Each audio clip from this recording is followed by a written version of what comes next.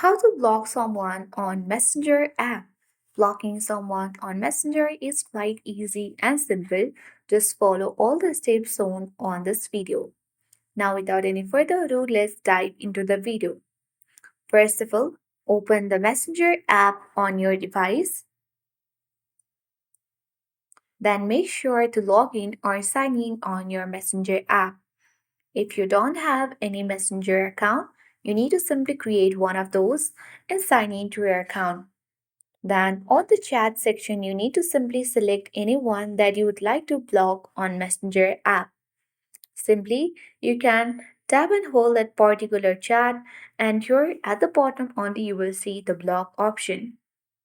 So, if you are confirmed that you want to block this user, then select the block button.